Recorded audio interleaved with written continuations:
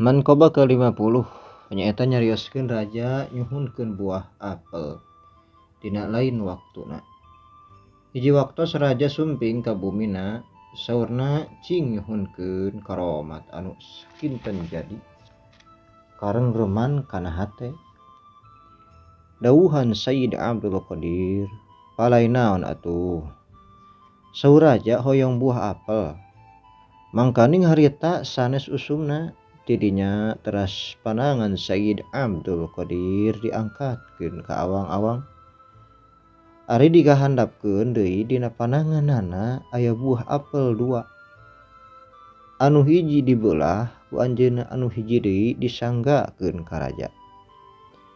Ari nu dibeulah ku raja di jerona eta pinuh ku bilatung.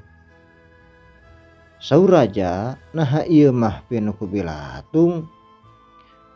Saur Sayyid Abdul Qadir, margi eta mah parantos dicaba ku panangan anu dolim.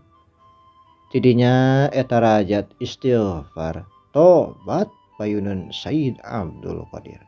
Sareng teras ngarencangan dugi ka pupus na Sayyid Abdul Qadir. Subhanallah.